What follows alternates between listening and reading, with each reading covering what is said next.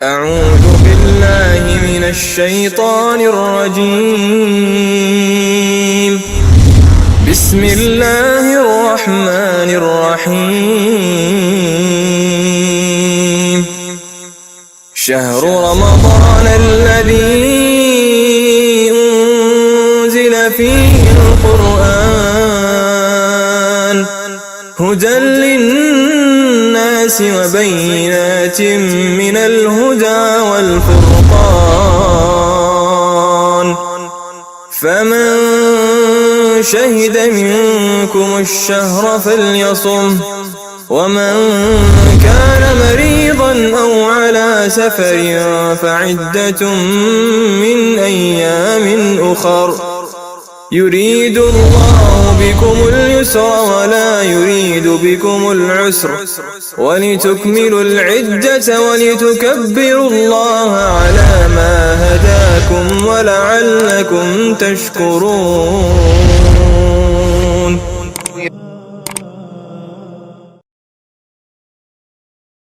والذين ينفقون أموالهم رئاء الناس ولا يؤمنون بالله ولا باليوم الآخر ومن يكن الشيطان له قرينا فساء قرينا وماذا عليهم لو آمنوا بالله واليوم الآخر وأنفقوا مما رزقهم الله وكان الله بهم عليما. إن الله لا يظلم مثقال ذرة وإن تك حسنة يضاعفها ويؤت من لدنه أجرا عظيما.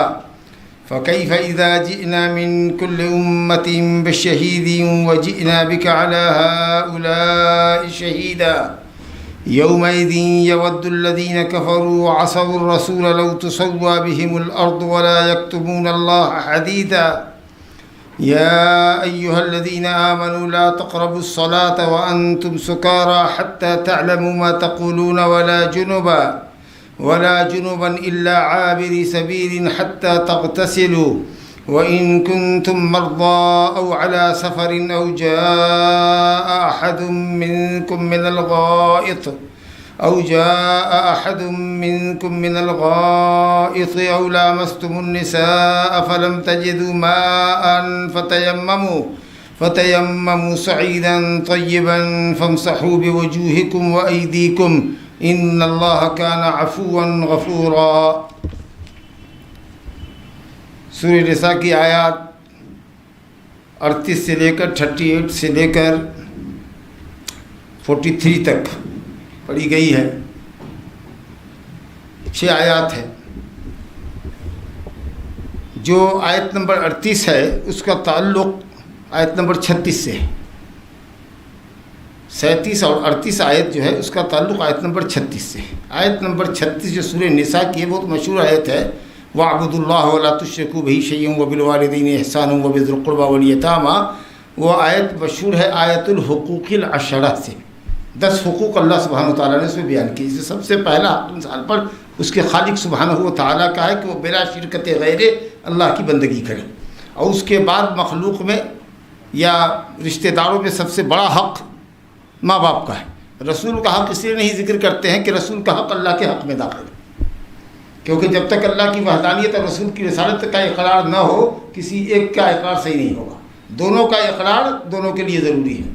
وحدانیت کی گواہی اور رسول کی رسالت کی گواہی نہیں ہے تو وحدانیت کا اقرار غلط. اور رسول اللہ صلی اللہ علیہ وسلم کی رسالت کا اقرار ہو اور اللہ کی وحدانیت کا انکار ہو تو رسول اللہ صلی اللہ علیہ وسلم کی رسالت کا انکار. اسی لیے اللہ کے حق میں وہ داخل ہے. تو جب ہم کہیں مخلوق میں تو سمجھنا چاہیے کہ ماں باپ ہے. لیکن من باب الاحتیاط یہ وضاحت کر دیتے ہیں تاکہ کوئی یہ نہ کہے کہ کیا نبی صلی اللہ علیہ وسلم مخلوق نہیں تھے. تو اسی لیے نبی صلی اللہ علیہ وسلم کا حق اللہ کے حق میں داخل ہے. باقی رات چلیے رشتہ داروں میں سب سے بڑا حق ماں باپ کا ہے. ماں باپ کے حق سے لے کر کے ماتحتوں تک, غلاموں اور جانوروں تک جو آپ کی ماتحتی میں ہیں ان کے حقوق کو بیان کیا ہے اللہ تعالیٰ نے. اور یہ آیت آیت الحقوق العشرہ کے نام سے جانی جاتی ہے. 10 حقوق والی آیت.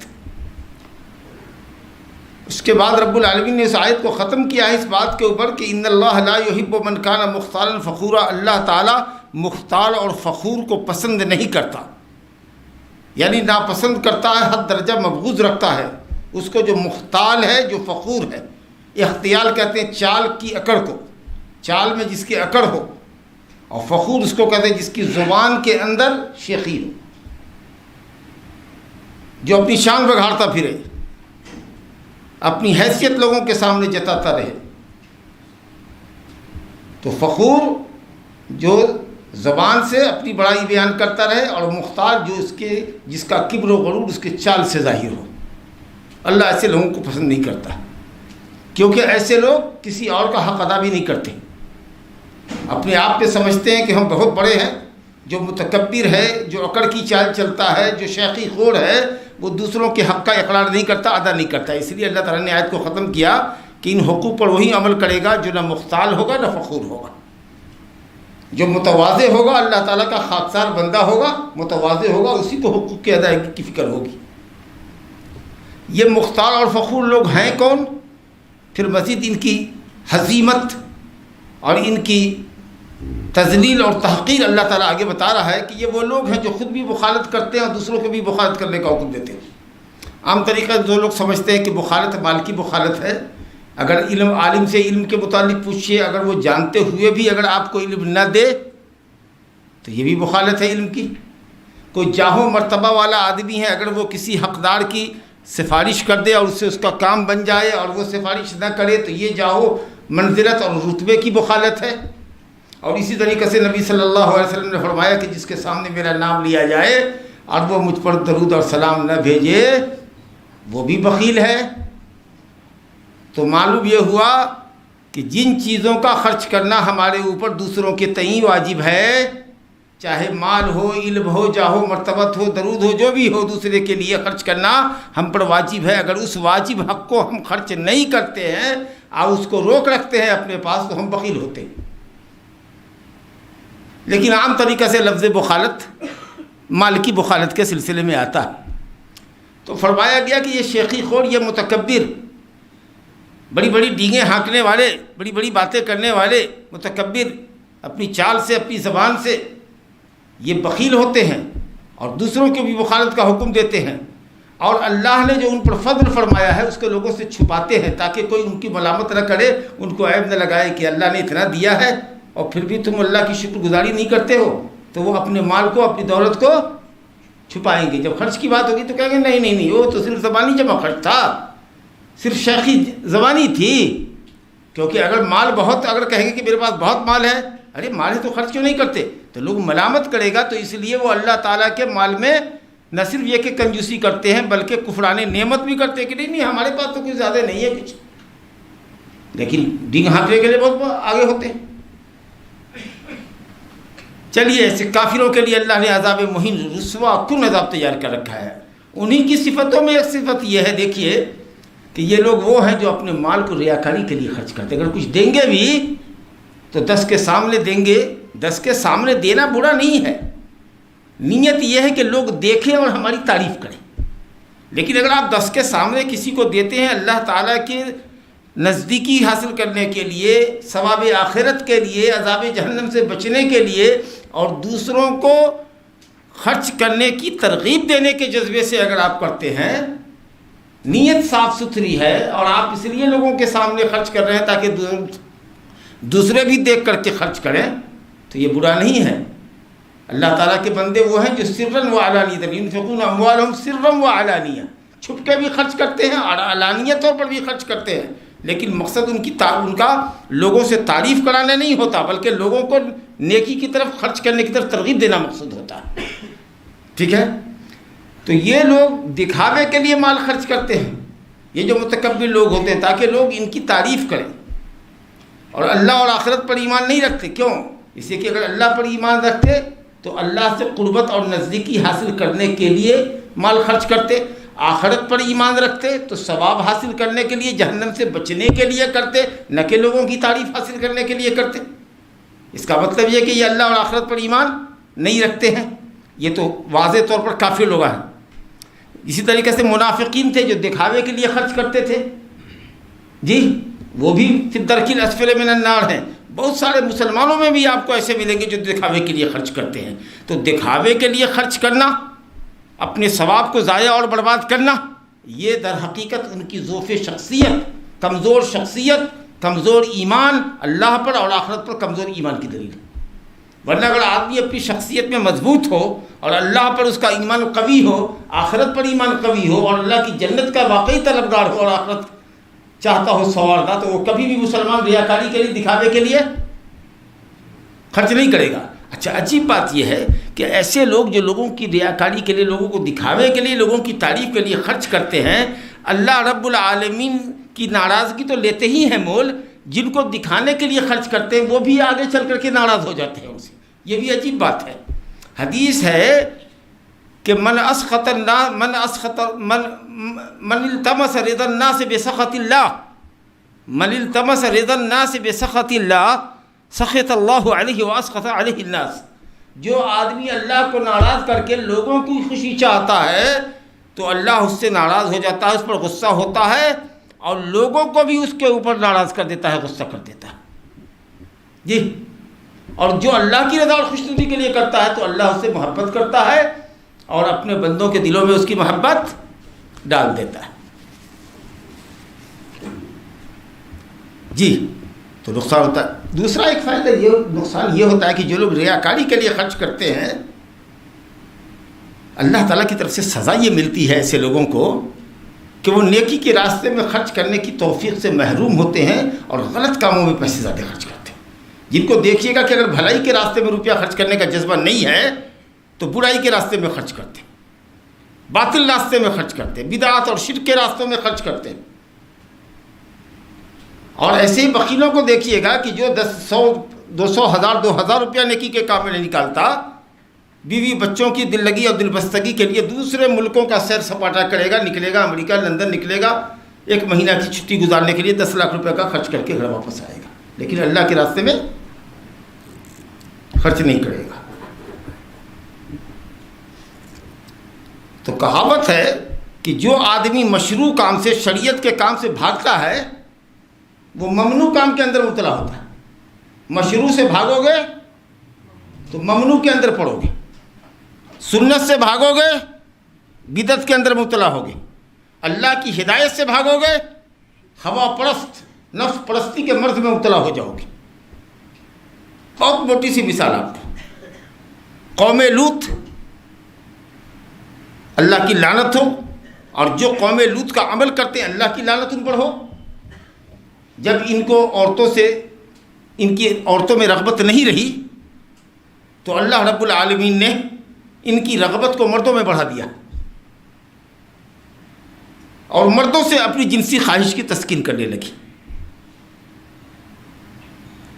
جو مشروع طریقہ تھا اس کو چھوڑا تو اللہ تعالیٰ نے گندے طریقے کے اندر اس کو دلدل میں پھنسا دیا، یہ سزا کے طور پر۔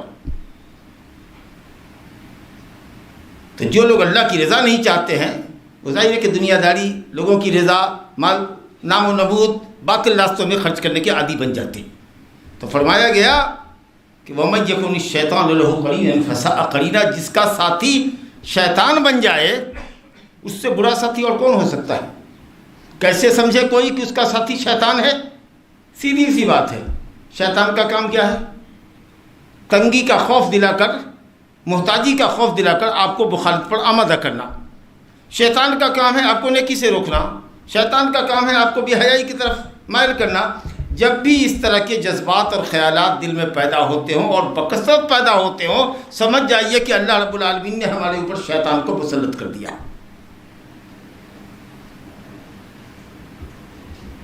اللہ تعالیٰ فرماتا ہے وَمَن يَعْشُ عَن ذِكْرِ الرَّحْمَنِ نُقَيِّضْ لَهُ شَيْطَانًا فَهُوَ لَهُ قَرِينٌ۔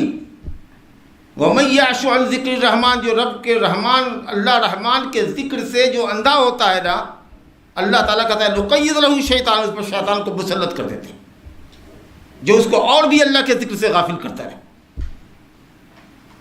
وَمَن يَعْشُ عَن ذِكْرِ الرَّحْمَنِ نُقَيِّضْ لَهُ شَيْطَانًا فَهُوَ لَهُ قَرِينٌ، وہ اس کا ساتھی ہو جاتا ہے، مقارن، ہر وقت اس کے ساتھ رہتا ہے، برائی پر اس کو آمادہ کرتا ہے۔ اور اللہ کا ذکر کرتے رہو گے تو شیطان تمہارے سے بھاگتا رہے گا۔ تب اس کا علاج کیا ہے؟ اگر اس طرح سے برے خیالات دل و دماغ میں آتے رہیں، وَإِمَّا يَنزَغَنَّكَ مِنَ الشَّيْطَانِ نَزْغٌ فَاسْتَعِذْ بِاللَّهِ إِنَّهُ هُوَ السَّمِيعُ الْعَلِيمُ۔ جب شیطانی نزغات اور وسوسے کی کثرت ہو تو کثرت سے اعوذ باللہ من الشیطان الرجیم پڑھو، سمجھ کر کہ اللہ مجھ کو شیطان رجیم کے فتنے سے پناہ دے، اپنی پناہ میں لے لے، شیطان مردود کے شر سے ہم کو بچا کر اپنی حفاظت میں لے لے، اپنی پناہ میں لے لے۔ یہ سمجھ کر کے اللہ تعالیٰ سے کثرت سے استغفار کیجئے، تعوذ پڑھیے باللہ من الشیطان الرجیم، انشاءاللہ تعالیٰ اللہ سننے والا اور جاننے والا ہے، آپ کو شیطان کے لذات سے بچا لے گا۔ فَسَأَلَهُ قَرِينًا۔ آگے رب العالمین فرماتا ہے وَمَاذَا عَلَيْهِمْ لَوْ آمَنُوا بِاللَّهِ وَالْيَوْمِ الْآخِرِ، ان لوگوں کو کیا ہو گیا ہے، ڈانٹ کے لیے ہے۔ اگر یہ لوگ اللہ پر ایمان لے آتے، آخرت پر ایمان لاتے، اور جو اللہ نے روزی دی ہے اس کو اللہ کے راستے میں خرچہ کرتے، تو ان کا کیا نقصان جاتا؟ ارے کمپریزن کرتے حق اور باطل کے درمیان، نیکی اور بھلائی کے درمیان، تو ان کو سمجھ بھی آتا کہ ایمان باللہ، ایمان بالآخرت، ایمان بالرسول، اللہ کی رضا اور خوشنودی کے لیے خرچ کرنا اچھا ہے، یا اللہ اور اس کے رسول کی نافرمانی کرنا، ریاکاری کرنا، دکھاوے اور نام و نمود کے لیے پیسہ خرچ کرنا بہتر ہے؟ کیا بہتر ہے؟ جب دو راستے سامنے آوے تو عقل مند آدمی غور کرتا ہے، اچھا کیا ہے برا کیا ہے، دونوں میں تمیز کرو، بھلا کیا ہے برا کیا ہے، بھلائی اور برائی کا ریشیو کی طرف کیا ہے، اور جس میں بھلائی نظر آوے یا بھلائی کا پہلو غالب ہو اس کام کو آدمی کرے عقل مند۔ اللہ کہتا ہے ان کا کیا نقصان ہوتا ہے؟ کیوں نہیں یہ لوگ، مطلب ڈانٹ ہے کہ کیوں نہیں یہ لوگ اللہ پر اور آخرت پر ایمان لاتے، اور اپنے مال کو اللہ کی رضا اور خوشنودی کے لیے کیوں نہیں خرچ کرتے؟ اگر ایسا کرتے تو کیا اچھی بات ہوتی۔ وَكَانَ اللَّهُ بِهِمْ عَلِيمًا، اللہ ان کے ایمان کو جانتا، ان کے عمل کو جانتا، ان کے خرچے کی نیت کو جانتا، ان کو بھرپور ثواب عطا کرتا۔ اب جب کہ یہ مومن نہیں ہے، کافر ہے، آخرت پر ایمان نہیں رکھتے، جس ثواب کے لیے نہیں نیکیاں کرتے، انفاق فی سبیل اللہ نہیں کرتے، بلکہ ریاکاری کرتے ہیں، دکھاوے کے واسطے خرچ کرتے ہیں، نام و نمود کے واسطے خرچ کرتے ہیں، تو ان کا جو حشر ہوگا یا جو حشر ہے وہ اللہ تعالیٰ جانتا ہے۔ تو آدمی کو چاہیے کہ نیکی کی رائے اختیار کرے اور شر کے راستے بچے، اور اللہ تعالیٰ کی رضا اور خوشنودی اس کے مطمع نظر ہو، ہر حال میں اللہ کی رضا اور خوشنودی اس کے مطمع نظر ہو، اس کے پیش نظر ہو، اور اس کو وہ اختیار کرے۔ آگے رب العالمین فرماتا ہے ان اللہ لا یظلم مثقال ذرہ، بے شک اللہ ذرہ برابر بھی ظلم نہیں کرتا۔ ذرہ برابر بولے تو بالکل ہی ظلم نہیں کرتا، یہ ضرب المثل کے طور پر ہے، فریز کے طور پر ہے، کہتے ہیں نا اللہ ذرہ برابر، کسی بھی چیز کی حقارت آپ کو بتانی ہو تو آپ کیا کہتے ہیں؟ ذرہ برابر بھی نہیں ہے، اس میں ملاوٹ ہے کیا؟ ارے یہ دودھ جو بیچ رہے ہو، گوالے سے کہتے ہو دودھ بیچنے والے سے کہ اس کے اندر ملاوٹ ہے کیا؟ ذرہ برابر بھی نہیں، یعنی بالکل ایک دم پیور ہے، یہ نہیں مطلب ہوتا ہے ذرہ برابر بھی۔ تو اگر یہ کہے کہ اللہ تعالیٰ ذرہ برابر بھی ظلم نہیں کرتا، مطلب یہ کہ بالکل ہی ظلم نہیں کرتا، یہ ظلم نہ کرنا یہ اللہ رب العالمین کے کامل عادل ہونے کی، کمال عدل کی علامت ہے کہ وہ کامل عادل ہے، مکمل عدل اور انصاف اس کی صفت ہے، اس لیے وہ ظلم نہیں کرتا۔ ہم نے بتایا کئی مرتبہ کہ صفات منفیہ جو صفات نفی کی ہوتی ہے کہ ظلم نہیں کرتا، اس کا اپوزٹ جو ہوتا ہے اس بات وہ ثابت کریں گے تو اللہ تعالیٰ کے لیے کمال ثابت ہوگا۔ ظلم کیوں نہیں کرتا؟ اس لیے کہ وہ عادل ہے، کمال عدل کی صفت ہے۔ اسے نیند اور اونگ کیوں نہیں آتی ہے؟ اس لیے کہ وہ کامل درجے کا حیات والا ہے، خود قائم ہے اور سارے عالم کو قائم کیے ہوا ہے۔ سمجھا؟ تو صفات منفیہ کی ضد صفات مثبتہ ثابت کرنا ہوگا، جب جا کر کے وہ کمال کی دلیل بنتا ہے۔ اللہ ذرہ برابر بھی ظلم نہیں کرتا۔ ذرہ کہتے چھوٹی چوٹی کو، کالی چھوٹی چوٹی جو ہوتی ہے اس کو، یہ کسی شے کی حقارت کو بیان کرنے کے لیے بطور مثال پیش کیا جاتا ہے۔ ایسا ہو تو لفظ ذرہ کا اعتبار نہیں ہوتا کہ آپ یہ اعتراض کرنا کہ ذرہ برابر تو اللہ ظلم نہیں کرتا، ذرہ سے چھوٹا پوائنٹ ہوتا ہوگا اتنا ہی ظلم کرتا ہوگا، یہ اعتبار نہیں ہوتا، یہ اس کا مفہوم کا اعتبار نہیں ہوتا۔ اگر کسی چیز کی کثرت بیان کرنے کے لیے کہے تو ایک آدمی باتیں کرتے ہیں ہم سے، ارے 100 آدمی بھی کرو گے تو ہم تمہاری بات نہیں مانیں گے، اس کا کیا مطلب ہوتا ہے کہ 101 آدمی بات کریں گے تو مان لیں گے کیا؟ تکثیر کہتے ہیں یہ مراد نہیں ہوتا ہے، مطلب کرے گا کہ کتنے بھی لوگ آ جاؤ بات نہیں مانیں گے۔ اللہ تعالیٰ نے فرمایا منافقین پر نماز پڑھنے کے نتیجے میں نبی صلی اللہ علیہ وسلم کو اللہ رب العالمین نے تنبیہ فرمائی، کہا ان تستغفر لهم 70 مرة فلن يغفر الله لهم، ان تستغفر لهم 70 مرة فلن يغفر الله لهم، اگر آپ 70 مرتبہ بھی استغفار کریں گے، ان کی معافی کی دعا کریں گے تو اللہ تعالیٰ قبول نہیں کرے گا۔ ارے 70 مرتبہ کیا 7 لاکھ مرتبہ بھی دعا کیجیے گا تو منافق کے لیے، مشرک کے لیے دعا اللہ تعالیٰ قبول نہیں کرے گا، یہ مطلب ہے وہاں پر۔ تو کسی چیز کو کثرت بتانے کے لیے اگر کچھ بتایا جاتا ہے، 100 آدمی اگر بولے گا تو نہیں مانتا، ذرہ برابر اللہ تعالیٰ ظلم نہیں کرتا، تو نہیں ذرہ برابر کا اعتبار کرو نہ 100 کی عدد کا اعتبار کرو، یعنی کہ کچھ بھی اللہ ظلم نہیں کرتا۔ اور کتنے لوگوں بھی اگر کہو گے تو ہم بات نہیں مانیں گے، تو یہ بطور تمثیل کے پیش کیا جاتا ہے۔ تو جو چیز تحقیر کے لیے اور تکثیر کے لیے بتائی جائے اس کے مفہوم کا اعتبار نہیں ہوتا کہ آپ یہ کہیے کہ اللہ ذرہ برابر تو نہیں کرتا، ذرے سے کم تر کرتا ہوگا، نعوذ باللہ، وہ کچھ بھی نہیں کرتا۔ ان اللہ لا یظلم مثقال ذرہ۔ اچھا، ظلم کا معنی جانتے ہیں؟ ظلم کا لغوی معنی کیا ہے؟ ظلم کا لغوی معنی ہے کم کرنا۔ ظلم کا معنی ہے النقص، کم کرنا۔ جو ظالم ہوتا ہے نا وہ حق میں کمی کرتا ہے، سمجھا کہ نہیں؟ ولا یظلم رب، اللہ تعالیٰ کسی پر ظلم نہیں کرے گا۔ کیا مطلب؟ کہ نیکی کرنے والے کی نیکی میں کوئی کمی نہیں کرے گا، اور گناہ کرنے والے کے گناہ میں کسی چیز کا اضافہ نہیں کرے گا، عدل اور انصاف سے کام لے گا، سمجھا؟ اللہ تعالیٰ ذرہ برابر ظلم نہیں کرتا۔ وَإِن تَكُ حَسَنَةً يُضَاعِفْهَا، اور اگر نیکی ہو تمہاری تو اللہ تعالیٰ اس کو بڑھاتا ہے۔ ایک نیکی کو کم سے کم 10 گنا، یہ کم سے کم درجہ ہے، ایک نیکی کم سے کم 10 گنا بڑھائی جاتی ہے، اور 700 گنا تک اللہ تعالیٰ لے جاتا ہے، اور یہ بھی آخری حد نہیں ہے۔ وَاللَّهُ يُضَاعِفُ لِمَن يَشَاءُ، اللہ تعالیٰ اس کے آگے بھی جس کو جتنا چاہتا ہے بڑھا کے دیتا ہے۔ تو اس کا فضل عظیم دیکھیے کہ اللہ تعالیٰ نیکیوں کو بڑھاتا ہے 10 گنا، 700 گنا، اس کے آگے بھی جتنا اللہ چاہے، لیکن گناہوں کو اللہ تعالیٰ ایک گناہ کو ایک ہی رکھتا ہے، ایک غلطی کو ایک ہی لکھتا ہے۔ یہ اس کا فضل دیکھیے۔ وَيُؤْتِ مِن لَّدُنْهُ أَجْرًا عَظِيمًا، اور نیکی کرنے والوں کو اللہ تعالیٰ اپنی طرف سے اجر عظیم عطا فرمائے گا۔ اپنی طرف سے کا مطلب یہ ہے کہ دینے والا کون ہے؟ اب وہ دے رہا ہے تو کتنا اجر عظیم دے گا؟ من لدنہ، اپنی طرف سے دے گا۔ کتنا پیارا لفظ ہے، فَاغْفِرْ لِي مَغْفِرَةً مِّنْ عِندِكَ، اللہ اپنی طرف سے ہم کو معاف کر دے۔ میرا عمل تو ایسا نہیں ہے کہ جو ہمارے گناہوں کا کفارہ بن سکے، اپنے فضل سے معاف کر دے۔ اور اگر تو معاف کرے گا تو سب چیز کو معاف کرے گا، ایسا تھوڑی ہے کہ کچھ کو معاف کرے گا کچھ کو باقی رکھے گا۔ فَاغْفِرْ لِي مَغْفِرَةً مِّنْ عِندِكَ وَارْحَمْنِي إِنَّكَ أَنْتَ الْغَفُورُ الرَّحِيمُ۔ کیا زبردست دعا ہے! کہا گیا کہ اللہ تعالیٰ اس کو اپنے طرف سے اجر عظیم عطا فرمائے گا نیکی کرنے والوں کو۔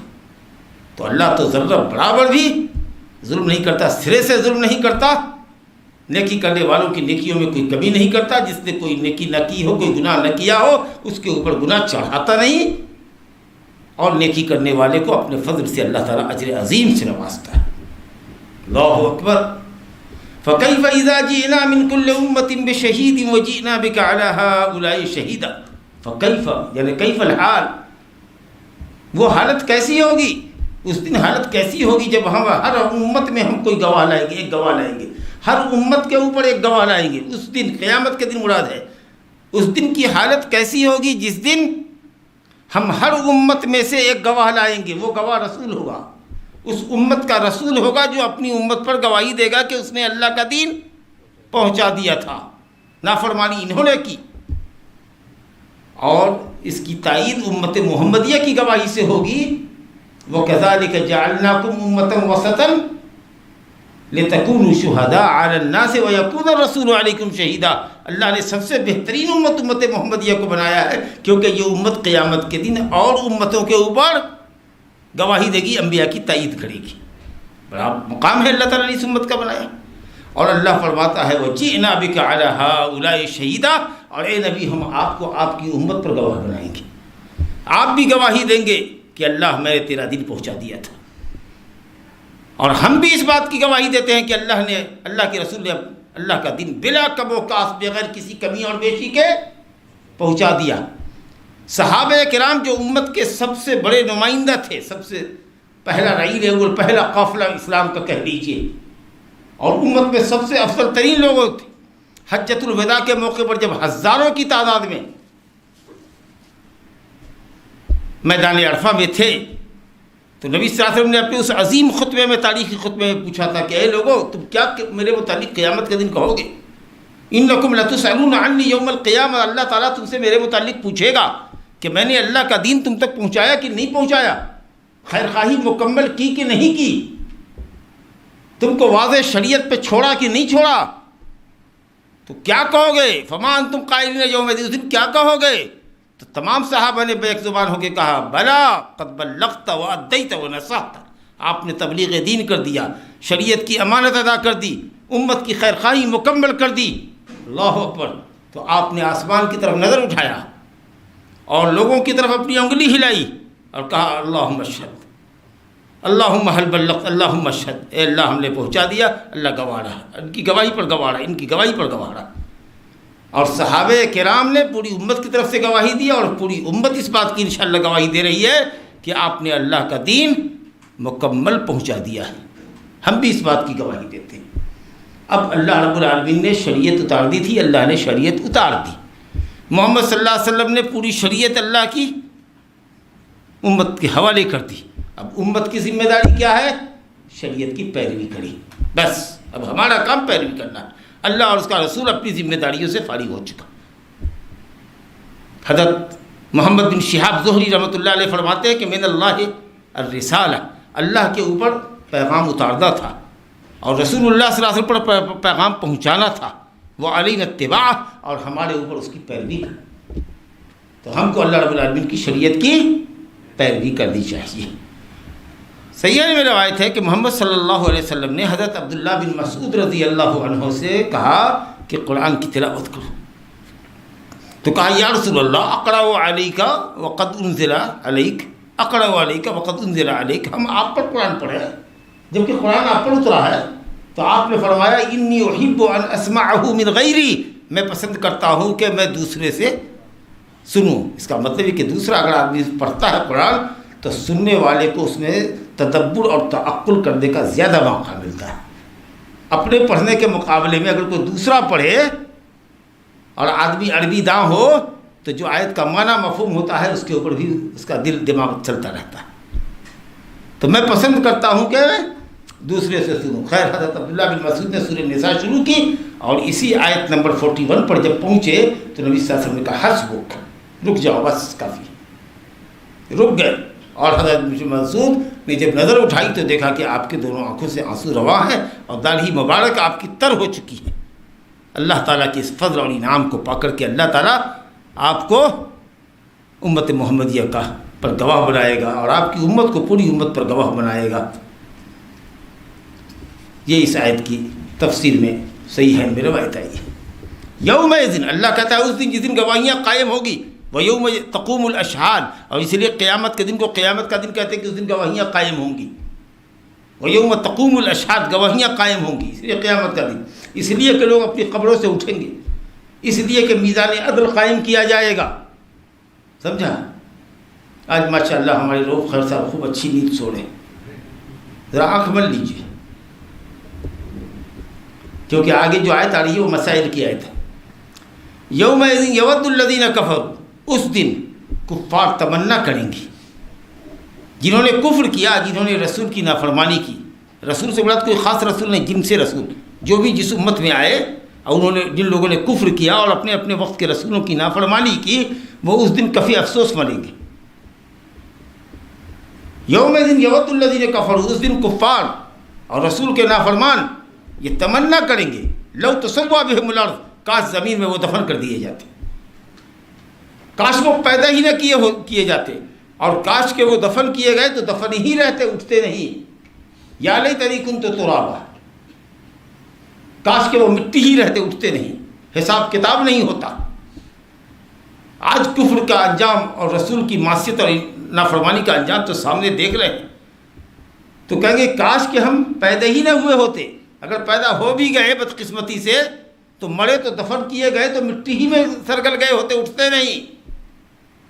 وَلَا يَكْتُمُونَ اللَّهَ حَدِيثًا، اور اللہ سے کوئی بات چھپائیں گے نہیں، فڑ بولیں گے ہم کافر تھے، ہم یہ تھے، ہم وہ تھے، ہم ایسے نبی کو ستائے، ایسے نبی کو ستائے۔ جب جہنم میں جائیں گے جہنم کے داروغہ کہیں گے الم یاتکم رسول منکم یتلون علیکم آیات ربکم قالوا بلی، ہم نے کفر شرک کیا، ہم نے کفر اور شرک کیا، کاش کہ ہم سنتے لو كنا نسمع او نعقل ما كنا في اصحاب السعیر، اگر سنے ہوتے اور عقل سے کام لیے ہوتے، اللہ پر ایمان لائے ہوتے، عمل صالح کیے ہوتے، تو آج ہمارا یہ انجام نہیں ہوگا۔ لیکن ایک وقت ایسا بھی آئے گا کہ کہیں گے واللہ ما كنا مشرکین، ہم تو مشرک تھے ہی نہیں۔ جب دیکھیں گے کہ اہل توحید کو اللہ تعالیٰ جنت میں بھیج رہا ہے تو یہ مشرک بھی کہے گا کہ واللہ ما كنا مشرکین، قسم اللہ کی ہم تو مشرک نہیں تھے۔ سوچا گا کہ یہ جھوٹ بول کر کے بھی کم سے کم نجات پانے والوں میں ہم ہو جائیں گے۔ ہاں، تو اگر کوئی کہے کہ یہاں تو دیکھو فڑ اپنی گناہوں کا اعتراف کریں گے، اور ایک جگہ قرآن میں کہہ رہے ہیں کہ واللہ ما كنا مشرکین، ہم تو اللہ کی قسم مشرک تھے ہی نہیں، کیسے جمع تطبیق کرو گے آیت میں؟ کہیے گا قیامت کا 50,000 سال کا دن ہوگا، 50,000 فیصلے بدلنے والے بدلیں گے جھوٹے لوگ۔ قیامت کے دن کچھ چہرے کالے ہوں گے، ہے نا، یوم تبیض وجوہ و تسود وجوہ، اور اللہ تعالیٰ نے سورہ طٰہٰ میں کہا ہے کیا ہے، وَنَحْشُرُهُمْ يَوْمَ الْقِيَامَةِ زُرْقًا، یہ کیا ہے؟ ہم اس کے چہرے کو زرد بنا کے اٹھائیں، زرد رہے گا، تو کبھی کالا رہے گا کبھی زرد رہے گا۔ اس 50,000 کے لمبے دن کے کچھ پیریڈ میں چہرہ کالا رہے گا کبھی زرد رہے گا۔ تو کبھی اقرار کریں گے، فٹ جرم کریں گے کہ مجرم جرم کر لیتا ہے، معافی مانگ لیتا ہے، تو شاید اس کی معافی ہو جائے۔ دیکھے گا کہ وہ اقرار کر کے معافی مانگ کر کے بھی نجات نہیں ملے گی، تو ذرا سے جھوٹ کا سہارا لے کہ ہم نے کب شرک کیا تھا، ہم بھی تو مسلمان تھے، ہم بھی موحد تھے۔ جب تم کب کا موحد تھا، سمجھا کہ نہیں ہے؟ ہم موحد تھے۔ ارے بتا، زبان کو گم کر دے گا اللہ رب العالمین، مولا کہے گا بدل سے گواہی لے لے گا، سمجھا کہ نہیں؟ الیوم نختم علی افواہہم وتکلمنا ایدیہم وتشہد ارجلہم بما کانوا یکسبون۔ کیا کرتے تھے بتاؤ؟ ہاتھ اور پاؤں سے اللہ گواہی لے لے گا تمہاری۔ بے ایمان کہیں کا کہتا ہے کہ ہم شرک نہیں کرتے تھے، دیکھو تمہارے اعضاء تمہارے خلاف گواہ ہیں، تب جا کر کے گل تھتری ان کی بند ہوگی۔ گل تھتری بوجھتے ہیں، یہ ہمارے یہاں کی زبان ہے، وہ اب روز صاحب بوجھیں گے۔ گال بجانا، جھوٹی بات کو زور سے پیش کرنا پوری جبڑے کی طاقت سے، تو اس کو ہم لوگ کہتے ہیں بڑی گل تھتری کر رہا ہے، سمجھا کیا لیے؟ یہ دیہاتی ڈکشنری میں ملے گا، سمجھا کہ مودی لائی۔ آگے آئیے، اعوذ باللہ من الشیطان الرجیم، یا ایھا الذین آمنوا لا تقربوا الصلاة وانتم سکارى حتى تعلموا ما تقولون۔ اب یہ آخری درس ہے، اس کو غور سے سننا ہے آپ کو۔ اے ایمان والو، جب یہ خطاب کیا جائے تو پہلے بار بار یہ بات آ گئی ہے کہ آگے کچھ بہت اہم چیز بیان کی جا رہی ہے۔ ٹھیک اسی طریقے سے اس کو آپ سمجھیے جیسے کوئی آدمی جا رہا ہو، آپ اس کو بائی نیم پکاریے، فلاں رو صاحب، تو ظاہر کچھ ہوگے، کون بلا رہا بھائی، آئیں گے، کیا بات ہے، توجہ سے سنیں گے۔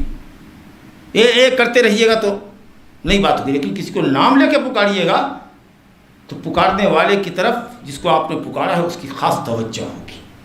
تو اللہ نے کہا اے ایمان والو، تو اب ایمان والوں کے کان کھڑے ہوئے کہ ہمیں پکارا جا رہا ہے، موضوع بڑا اہم ہے، محتم بالشان موضوع ہے، اور جو کہا جا رہا ہے وہ تمہارے ایمان کا لازمی تقاضا ہے۔ مومنو تو سنو، اس پر عمل کرو۔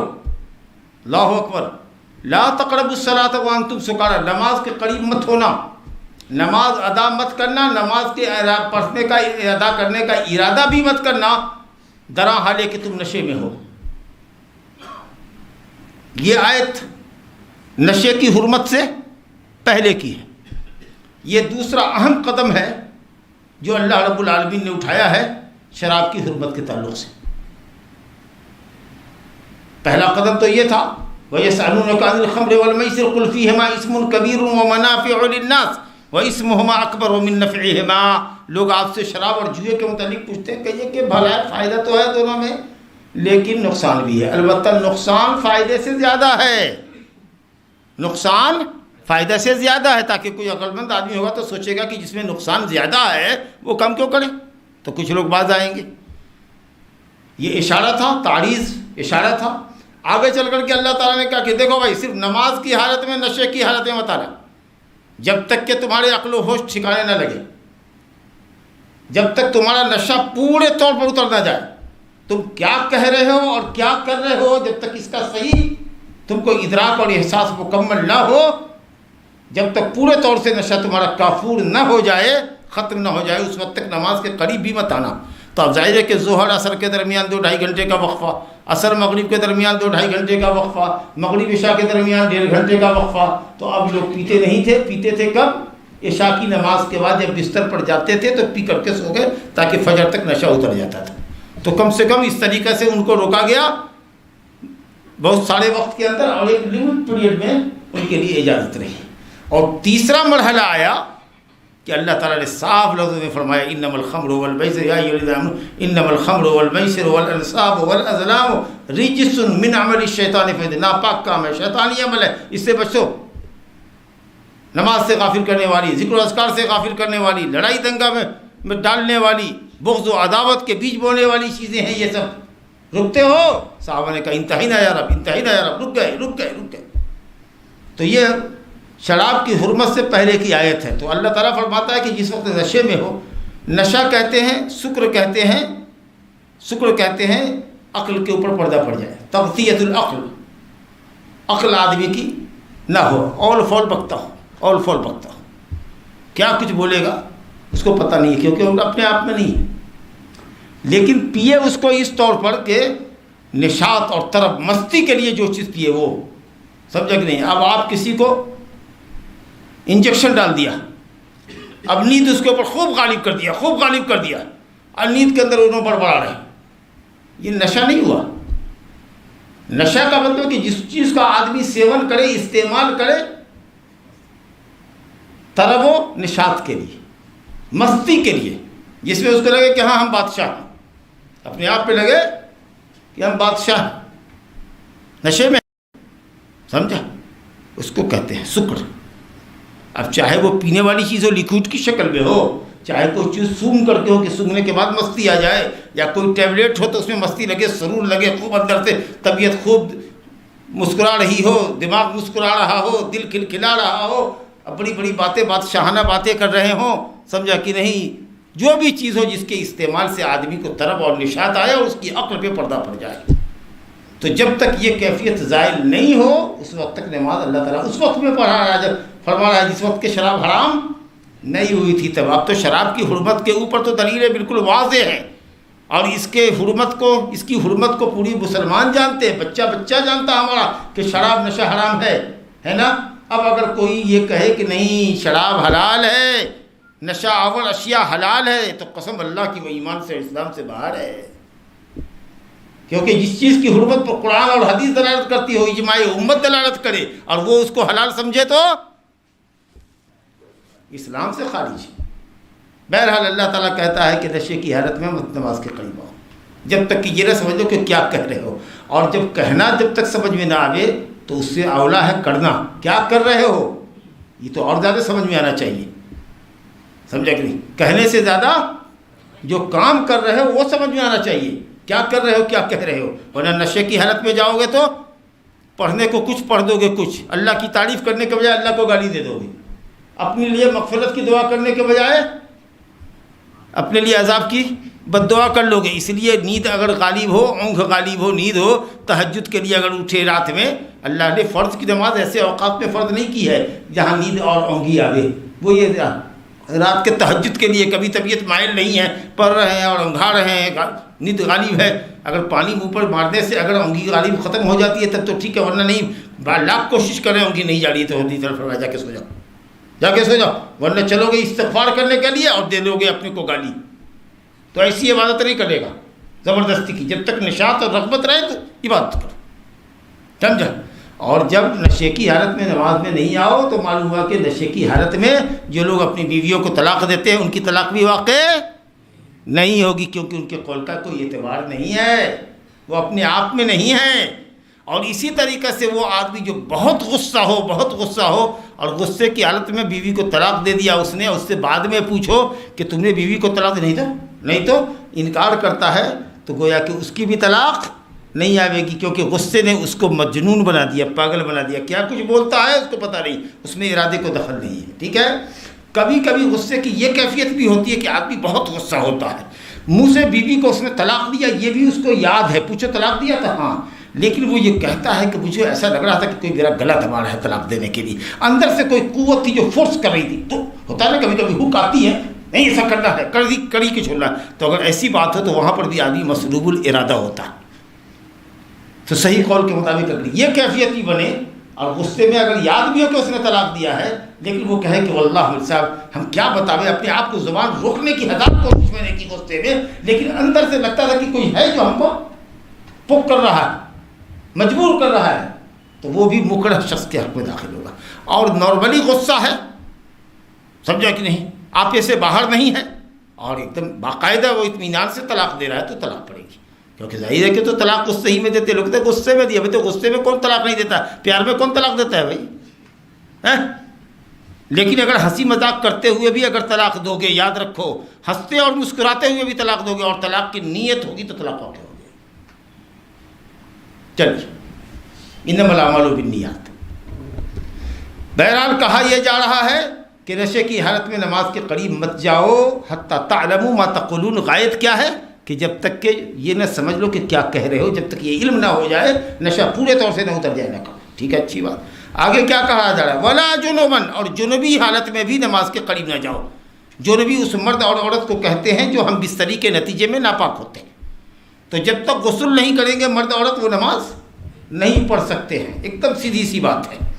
لیکن کیا مسجد سے گزر سکتے ہیں؟ آگے کہا گیا الا عابر سبیل، تو یہ لفظ بتا رہا ہے کہ مسجد سے بھی قریب نہ ہو، مسجد میں بھی نہ بیٹھیں، مگر راستہ طے کرنا ہو۔ مان لیجئے کہ اگر کسی کے گھر کا راستہ ہے اور مسجد کے راستے سے اگر عورت نکل رہی ہے درا حالانکہ وہ جنوبیہ ہے یا مرد نکل رہا ہے تو کوئی حرج نہیں ہے، راستہ پار کر سکتے ہو، بیٹھ نہیں سکتے ہو۔ لیکن بعض آثار ہیں کہ صحابہ کرام وضو کرنے کے بعد اپنی جنابت کو تھوڑا ہلکا کرنے کے بعد مسجد میں کسی ضرورت کے لیے اگر بیٹھنا چاہتے تھے تو بیٹھ جاتے تھے۔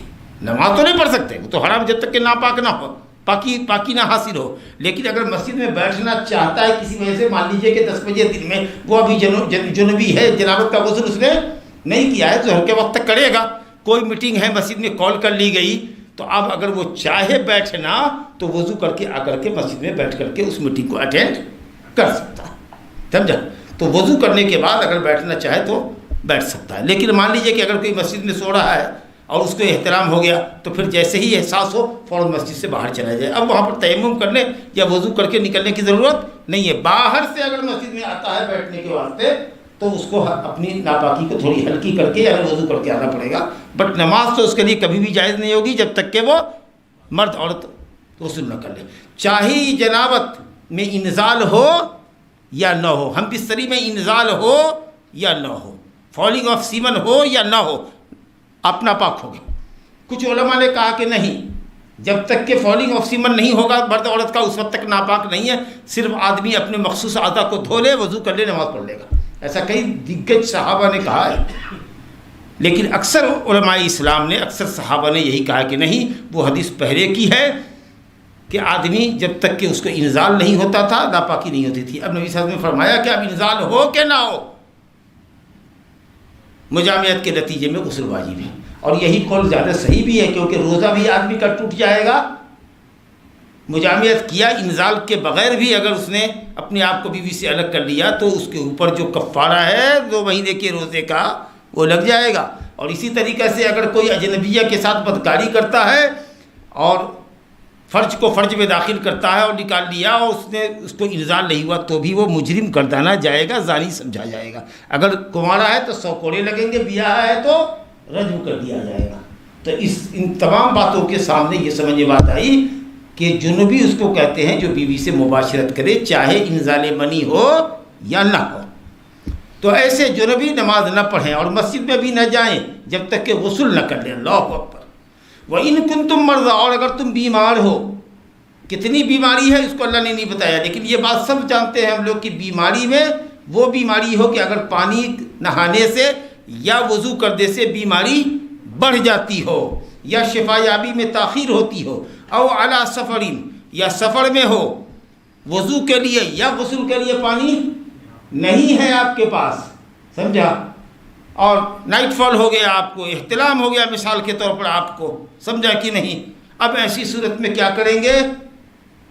آگے اللہ تعالیٰ فرما رہا ہے اگر پانی نہ پاؤ سفر میں ہو تو او جاء احد منکم من الغائط، یا تم میں کا کوئی غائط سے آئے، پیشاب اور پیخانے کی جگہ کو غائط کہتے ہیں، عربی زبان میں غائط کہتے ہیں نشیبی زمین کو، یہ اونچی زمین ہے، مثال کے طور پر ہمارا ٹیبل اونچا ہے. اس کے نیچے کی جو زمین ہوئی جس پہ آپ حضرات بیٹھے ہوئے ہیں، یہ جو زمین منخفض زمین ہوئی نشیب، اس نشیب کو کہتے ہیں غائط. کیونکہ عرب والے اور آج بھی دیہاتی جن کے گھروں میں لیٹرن نہیں ہے، بیت الخلا بنا ہوا نہیں ہے، وہ آبادی کے باہر جاتے ہیں تو یا تو جھاڑی میں چھپ کے بیٹھتے ہیں، یا پیڑ کی آڑ لے کے بیٹھتے ہیں، یا کسی اونچی چیز کے نیچے بیٹھتے ہیں، یا کسی گڈھے اور کھڈ میں بیٹھتے ہیں تاکہ کوئی دور سے ان کو نہ دیکھ سکے. تو یہ کنایا ہے غائط سے آ رہے ہیں. کدھر سے آ رہے ہیں؟ غائط سے. غائط ہمارے نشیبی زمین سے آ رہے ہیں. یہ بولنا ہی سمجھ میں آ جاتا تھا کہ وہ یہ بندہ آ رہا ہے قضائے حاجت کر کے. تو گویا کہ اگر قضائے حاجت کر کے آ رہے ہو، پیشاب پخانہ کر کے آ رہے ہو، او لامستم النساء، یا تم دونوں نے ایک دوسرے کو چھوا ہو، بیوی کو چھوا ہو، بیوی نے تم کو، تم نے اس کو. لمستم بھی آیا ہے، تم بیوی کو چھو، او لامستم بھی آیا ہے، تم دونوں ایک دوسرے کو چھو. معنی ایک ہی ہے لیکن مراد ہے اس سے صحبت، ہم بستری. اگر دونوں نے ہم بستری کی ہو اور پانی نہ پاؤ، اللہ اکبر، پانی نہ پاؤ. شہر میں پانی کی ہاکار مچی ہوئی ہے، 2 روز سے سپلائی بند ہے، پانی نہیں آ رہا ہے، پینے کے واسطے خرید کر کے پانی لا کے پی رہے ہیں. سمجھا؟ تو کیا کرے آدمی کو بیوی کی ضرورت ہو تو نہ جائے. اور اگر ناپاک ہو گیا ہے اور پانی نہانے کے واسطے اس کے نہیں ہے تو تیمم کر کے نماز پڑھ لے. اللہ اکبر، کس قدر اللہ کا فضل احسان کہ یہ غسل جنابت جس میں ایک ایک بال کی جڑ بھگانی ہوتی ہے، کوئی جسم کا ایک عضو خشک نہ رہے. دیکھ لیجیے، تیمم کرنا ہے، صرف ایک مرتبہ زمین پہ ہاتھ مارو، چہرے پر مل لو اور دونوں ہاتھ کو کلائیوں پر مار لو، جا کر کے نماز پڑھو. جب پانی ملے گا، وضو کی ضرورت تھی تو وضو کر لیتے، پیشاب پخانہ کی ضرورت سے آئے ہو تب، نہیں اگر جنبی ہو تو غسل کر کے نماز پڑھو. تو یہ اللہ کا دین اور اس کا فضل دیکھیے. فرماتا ہے اللہ تعالیٰ کہ فلم تجدوا ماء، پانی نہ پاؤ. اچھا، سفر کی بات کہی گئی. اگر آدمی حضر میں ہی ہو، سفر میں نہیں ہو، لیکن پانی نہ ملے یا اس وقت پر وقت پانی نہ ہو تو تیمم کر سکتا ہے. سمجھا کہ نبی صلی اللہ علیہ وسلم پیشاب کر رہے تھے، ایک شخص گزرا، السلام علیکم یا رسول اللہ کہا، آپ اٹھے اور آپ نے دیوار پر مسح کیا، تیمم کیا، اور اس کے بعد وعلیکم السلام کہا اور کہا انی لا احب ان اذکر اللہ، یا انی احب ان اذکر اللہ، یا لا احب ان اذکر اللہ الا علی طہور، میں اللہ تعالیٰ کا ذکر نہیں پسند کرتا ہوں مگر پاکی پر.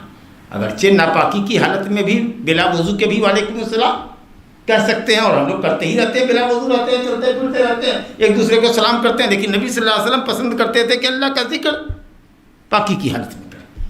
تو آپ نے حضر میں بھی تیمم کیا. کہاں گئے؟ گھر سے پانی لاؤ جی، وضو کرتا تو وعلیکم السلام کہتا. تو حضر میں بھی اگر ایسی ضرورت ہو، سمجھا کہ نہیں، اگر دور نکل گئے ہیں، خاص کر ہم لوگ دیہات میں اگر ہیں اور گھر سے مان لو کہ آدھے کلومیٹر پر 1 کلومیٹر پر دور ہے اور وہاں ہم کو نماز کا وقت ہے اور ہم نہیں آ پائیں گے اور پانی اگل بغل میں نہیں ہے، تو وہاں تیمم کر کے نماز پڑھ لیں. سمجھا کہ نہیں؟ بہرحال تو تیمم سے نماز پڑھ لیں. فتیمموا صعیدا طیبا، پاک مٹی کا قصد کرو. صعید اصل میں کہتے ہیں ما یصعد علی الارض، زمین کے اوپر جو چیز ہے. لیکن مسلم کی روایت ہے کہ اللہ تعالیٰ نے روئے زمین کو ہمارے لیے مسجد بنایا، وَجَعَلَ لَنَا تُرْبَتُهَا طُهُورًا، اور زمین کی مٹی کو اللہ نے ہمارے لیے پاکی کا ذریعہ بنایا. تو مٹی تو متفق علیہ چیز ہے، لیکن مٹی کے علاوہ جو دوسری چیز زمین کے جنس کی ہے، جیسے کہ ریت ہے، جیسے کہ چونا ہے، جیسے کہ کچھ اور ہے، پتھر ہے، سمجھا کہ نہیں، اس طرح کی جو بھی چیزیں ہوں زمین کے جنس کی، زمین کے اوپر جو کچھ بھی ہے آپ کو دکھ رہا، اگر مٹی نہیں، خالص مٹی ملتی ہے تو آپ اسی کے اوپر ہاتھ پھیر لیجیے، درخت پر ہاتھ پھیر لیجیے. ہوائی جہاز میں جا رہے ہیں، پانی وضو کرنے کے واسطے نہیں ہے، اویلیبل ہے، اور لمبا ہوا جہاز ہے، اب میرا رکے ٹکے جا رہا ہے، امریکہ جا رہا ہے، اور مان لیجئے کہ اسی بیچ میں احتلام بھی ہو گیا، نعوذ باللہ. اسی طریقے سے مان لیجئے کہ آپ کو وضو کی ضرورت پڑ گئی، پانی نہیں ہے وضو کرنے کے لیے، صرف لمیٹڈ پانی مل رہا ہے، سمجھا کہ نہیں، اور غسل کے لیے پانی کہاں سے ملے گا آپ کو، سمجھا کہ نہیں. تب ایسی صورت میں کہاں سے مٹی آئے گی ہے؟ تو آپ جو بستر پر جس سیٹ پر بیٹھے ہوئے ہیں یا آگے کی جو سیٹ ہے اسی کے اوپر ہاتھ کو پھیریے ایسے، سمجھا کہ نہیں، اس میں گردہ آوے یا نہ آوے، بس ماشاءاللہ ایک مرتبہ ہاتھ کو پھیریے، چہرے پر ملیے اور دائیں کو بائیں پر، بائیں کو دائیں پر، کرائی تک بس یہ ہو گیا معاملہ ختم.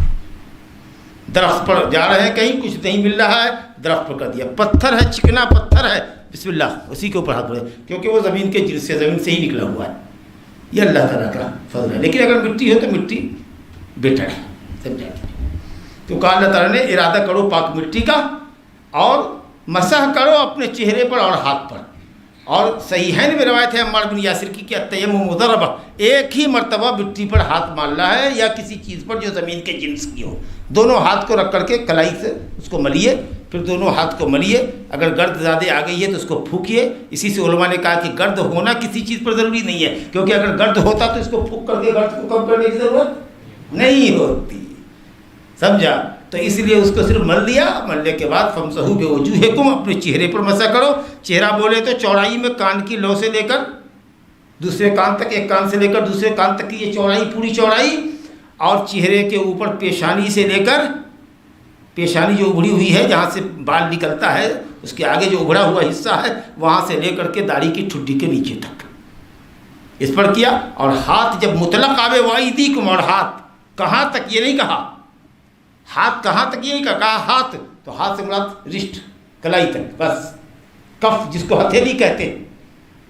ہاں 2 مرتبہ مارنا، ایک مرتبہ چہرے کے لیے، ایک مرتبہ ہاتھ کے لیے. اور ہاتھ میں بھی کہونی تک لانا، داہنے ہاتھ سے بائیں ہاتھ، بائیں ہاتھ سے دائیں کہونی سمیت جیسے وضو میں کرتے ہیں ایسا نہیں چلے گا، کیونکہ تیمم تخفیف پر مبنی ہے. اب دیکھیے نا، غسل جنابت کے اندر جہاں جسم کے ہر حصے کو دھونا ضروری ہے، وہاں تیمم میں صرف چہرے پر مل لینا اور ہاتھ کو مل لینا کافی ہے.